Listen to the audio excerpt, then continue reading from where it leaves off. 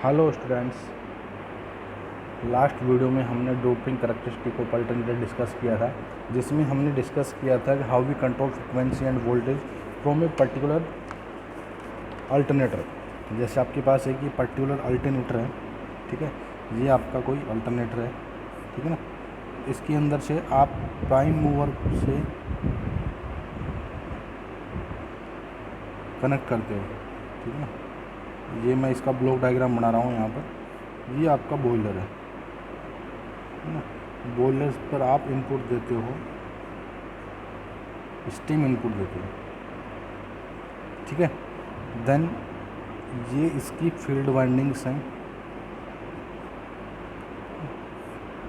जिसको एक्साइटर की हेल्प से इसको एक्साइटेड करते हैं, एक्साइटर, ठीक है ना। अब देखो, यहाँ से स्टीम इनपुट दे रहे हैं, यहाँ से इसको फील्ड एक्साइटेशन दे रहे हैं, तो जो आपकी कॉम्प्लेक्स पावर है वो P+jQ लिख सकते हैं। जो एक्टिव पावर है उसको कंट्रोल करते हैं हम bye the mean of steam control, and जो रिएक्टिव पावर है उसको कंट्रोल करते हैं bye the mean of exciter, ठीक है। तो ये आपका है 3 फेज लोड, यहाँ पर आपका कनेक्टेड है 3 फेज लोड, ठीक है। अब आपके पास दो पैरामीटर्स हैं, one parameter is the active parameter and another one is the reactive parameter. तो जो एक्टिव पैरामीटर है वो directly related to the frequency, ठीक है ना, और जो रिएक्टिव पावर कंपोनेंट्स है वो directly related to the voltage, ठीक है ना। तो इसका वोल्टेज सेंस करेंगे, इसका वोल्टेज सेंस करेंगे by the mean of some measurement applications. तो यहाँ से वी मेजरमेंट कर दिया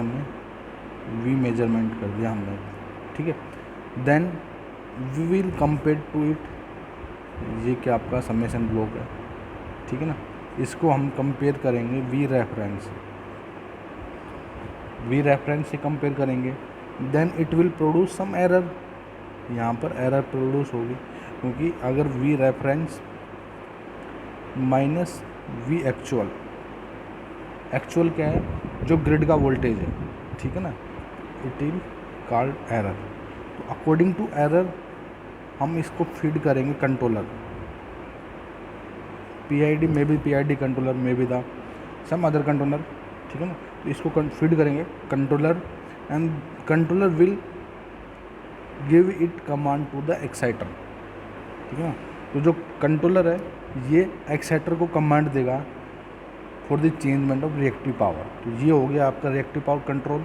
then from here we will sense frequency, जो ग्रिड की एक्चुअल फ्रीक्वेंसी है उसको सेंस करेंगे। मैं इसको स्टार लिख रहा हूँ, F स्टार, और यहाँ से FR रेफरेंस फ्रीक्वेंसी, इसको मेजर करेंगे, ठीक है ना। देन अगेन जो कंट्रोलर है PID कंट्रोलर, इसकी हेल्प से हम इसको एप्रोप्रिएट कमांड देंगे स्टीम चेंज के लिए, ठीक है ना। Then we will change the steam input जब चेंज करेंगे तो बॉयलर की हेल्प से आपका एक्टिव पावर कंपोनेंट है वो आपका चेंज होगा। तो ये तो क्या है, आपका particular frequency end voltage control के लिए एक मैकेनिज्म है जो आपकी एंसिलरी सर्विस के अंदर आती है। एंसिलरी सर्विस बेसिकली क्या है आपकी, those essential service which are required to maintain grid reliability and security, ठीक है ना। एंसिलरी सर्विस दोज सर्विस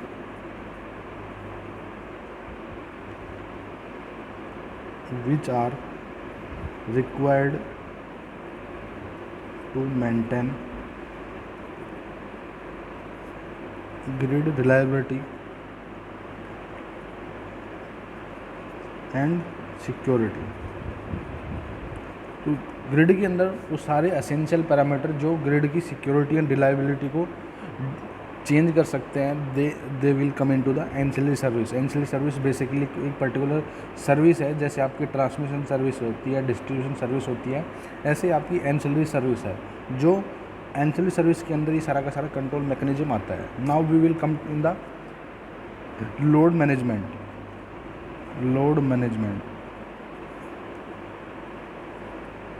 ठीक है ना। तो ये तो हो गया आपका ये होगा आपका वोल्टेज एंड फ्रिक्वेंसी कंट्रोल। अब बात करते हैं हम लोड मैनेजमेंट की, ठीक है ना। बेसिकली लोड मैनेजमेंट होता क्या है, ठीक है ना। तो जो आपका लोड मैनेजमेंट है वो आपकी real time power generation and power demand है, उसका मैचिंग है, ठीक है ना।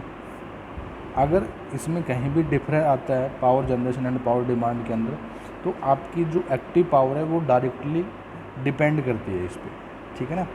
ये आपने पहले देख रखा है ना। अब देखो जो इसको कंट्रोल कमांड दे रहे हैं ना, इसको पीआईडी के थ्रू इसको कंट्रोल कमांड दे रहे हैं स्टीम इनपुट चेंज कराने के लिए। जैसे सपोज आपका जो ग्रिड है वो it can take 500 megawatt load, it can take 500 megawatt load, लेकिन जो आपका लोड है वो क्या है 550 मेगावाट। ये क्या आपका पीजी पावर जनरेशन, ये क्या आपका पावर डिमांड, ये क्या आपकी पावर डिमांड है। तो जो एक्स्ट्रा 50 मेगावाट पावर है, ठीक है ना, एक्स्ट्रा 50 मेगावाट पावर है फ्रॉम वेयर विल टेक, ठीक है ना। क्योंकि जो आपने कमांड दी थी वो कमांड किसके लिए है, they can change up to the 500 megawatt, 500 megawatt तक ये चेंज कर सकती है आउटपुट को, but above 500 megawatt it will not capable to change the output power of generator, ठीक है ना। तो जो एडिशनल 50 मेगावाट पावर है ये हम रिजर्व में रखते हैं, रिजर्व सर्विस, ठीक है ना। रिजर्व में क्यों रखते हैं, क्योंकि जब आपकी लोड डिमांड, क्योंकि ऑलवेज आपकी वेरिएबल है minute to minute, minute to minute और hour to hour, hour to hour और सेकंड टू सेकंड, जो वेरिएशन हो रहा है उन वेरिएशन को फिलफिलमेंट करने के लिए हम रिजर्व में कुछ पावर रखते हैं। जो पावर आपकी रिजर्व में रखी जाती है उनको बोलते हैं स्पिनिंग रिजर्व पावर, ठीक है ना। They will called spinning reserve service. तो this reserve service can be designed to be activated during large power deficit under a contingent conditions, ठीक है। कंटीजेंट कंडीशंस क्या है, 2000 critical conditions which can change the grid security and reliability. जो grid की जो security and reliability है उनको affect कर सकते हैं। These are contingent situations, 2000 critical situations. तो जो उन क्रिटिकल सिचुएशंस हैं, ठीक है ना, उन क्रिटिकल सिचुएशन को मैनेजमेंट करने के लिए we have spinning reserve service. Because जो आपकी डिमांड है, ये मैंने बताया आपकी जो रियल टाइम डिमांड है, we have to maintain all the time. यानी जो आपका ये power, you can generate this much of power but you have this much of power. तो जो ये पावर मिसमैच है, इसको फुलफिलमेंट करने के लिए हमारे पास स्पिन रिजर्व सर्विस है, ठीक है ना। तो depending upon the minimum time in which generation should start corrective action, ठीक है ना। यानी जो भी आपका पावर मिसमैच आ रहा है उस मिसमैच को टाइम के अकॉर्डिंग हम फ्रेम करते हैं, ठीक है ना। क्योंकि मैंने बताया आपका second to second power variation हो सकता है, minute to minute power variation हो सकता है, बट जो ग्रिड की रिलायबिलिटी है वो डिफरेंट पैरामीटर्स पे आपकी डिपेंड करती है, ठीक है ना। अगर आपका लोड एक सर्टेन टाइम से ज़्यादा आ रहा है, it can do not change the grid reliability. जैसे आपकी पर्टिकुलर एक ट्रांजिएंट आया सिस्टम के अंदर, जैसे पर्टिकुलर लोड कंडीशंस हैं ये, ठीक है ना। जैसे 5 मेगावाट पावर जनरेशन कैपेसिटी है, अगर 550 मेगावाट लोड आ रहा है एक पर्टिकुलर सेकंड के लिए, देन अगेन वो आपका रिमूव हो रहा है। तो ये पर्टिकुलर सिचुएशंस हैं, इन सिचुएशन में will take a corrective action, ठीक है ना। तो जो टाइम फ्रेम है उसके अकॉर्डिंग आपकी दो टाइप की सर्विस होती है, spinning reserve service and supplementary reserve service, है ना, सप्लीमेंट्री रिजर्व सर्विस। तो जो स्पिनिंग सर्विस है, दी सर्विस आर, ठीक है ना, designed to take action in 10 second, ठीक है ना। तो ये क्या है, क्विकली स्टार्ट कर सकते हैं इनको। These service are available in the form of synchronous generator, ठीक है ना। These service are available in the synchronous generator which are connected to the infinite bus bar system. बस बार यानी जो पावर सिस्टम के अंदर जहाँ पे आपका कनेक्शन हो रहा है, ठीक है ना। तो ये डायरेक्टली लोड के साथ में कपल्ड है, बस इनको स्टार्ट करना है, we have to start them, ठीक है ना। सो जो ये रेस्पॉन्स है, so there is a various issue of the debate related to definition of spinning reserve because we have more than number of ancillary service, ठीक है ना। तो जिसमें मैंने बताया 48 टाइप की आपकी एंसिलरी सर्विस हो सकती है, but we have to take care consideration in to 12 service only. जो यूएस इलेक्ट्रिसिटी बोर्ड है उसके अकॉर्डिंग जो आपकी 12 मेन सर्विस है उनको ही हम कंसिडरेशन में रखते हैं, ठीक है ना। तो जो आपका ये स्पिनिंग रिजर्व सर्विस है विद इन 10 सेकेंड ये आपकी अवेलेबल हो जाती है ग्रिड के साथ में। तो ये क्या आपकी अनयूज कैपेसिटी है, these are unused capacity of grid which are available during the power deficit.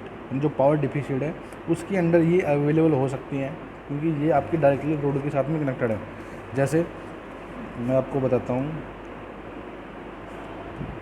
जैसे ये है आपका लोड कनेक्टेड है, तो ये आपकी बस है, इलेक्ट्रिकल बस है, उसके साथ में नंबर ऑफ जनरेटर कनेक्टेड है, तो इस पर्टिकुलर बस के साथ में आपका एक रिजर्व सर्विस भी कनेक्टेड है, ये क्या आपका रिजर्व सर्विस। तो जो ये जनरेटर है जब पावर डेफिसिट आएगा, ठीक है ना, ड्यूरिंग जनरेशन एंड डिमांड, तो जो उसको ये, क्योंकि ये बस के साथ में ऑलरेडी कनेक्टेड है, बस we have to start them और we have to take load on them, हम इस पर लोड लगा सकते हैं, वी हैव टू स्टार्ट। तो किस टाइप की जनरेटिंग स्टेशन हो सकते हैं, जैसे गैस है, डीजल है एंड आपका हाइड्रो है, these all are quickly start generating station, we can starting quickly in minimum time. तो सारे के सारे इसमें स्पिनिंग सर्विस के अंदर आते हैं, ठीक है।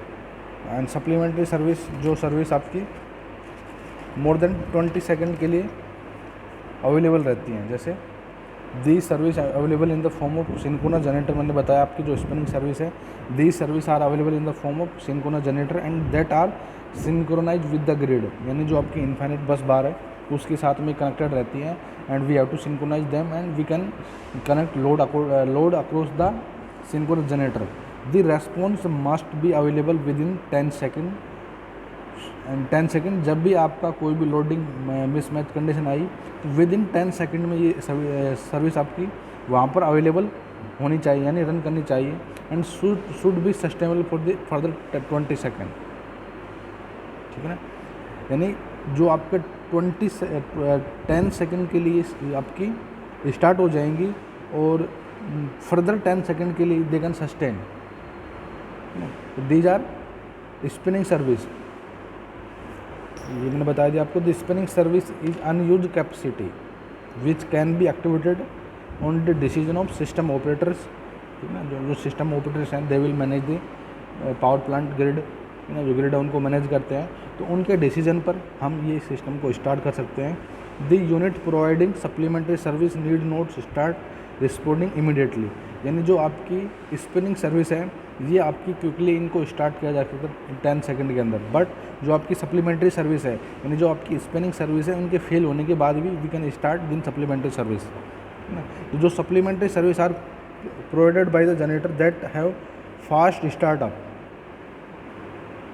ठीक है। This must be within 30 second of incident and must be sustainable for 30 minute, यानी जो स्पिनिंग सर्विस थी ये 10 सेकंड में इन्होंने प्रोडक्शन स्टार्ट कर दिया और 10 सेकंड के लिए ये क्या कर सकते हैं, सस्टेन कर सकते हैं वहाँ पर, they can connect another 10 second. But जो आपकी सप्लीमेंट्री सर्विस है इनके फेल होने पे या जो आपका लोड है वो कंटिन्यूसली चेंज हो रहा है, तो उस चेंजमेंट को फुलफिल करने के लिए हम सप्लीमेंट्री सर्विस लगाते हैं। सप्लीमेंट्री सर्विस क्या है, जो सर्विस जो 30 सेकंड जो आफ्टर 30 सेकंड, यानी जो यहाँ पर जैसे यहाँ पर मैं आपको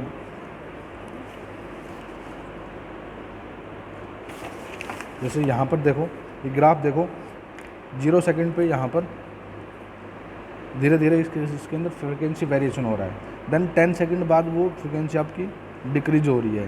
तो 10 जो स्टार्टिंग के 10 सेकंड है यहाँ पर जो आपकी स्पिनिंग सर्विस है उसको एक्टिवेट कर देंगे और जो नेक्स्ट 10 सेकंड है वहाँ पर ये सस्टेन करने लग जाएगी, यानी it can run in 10 second.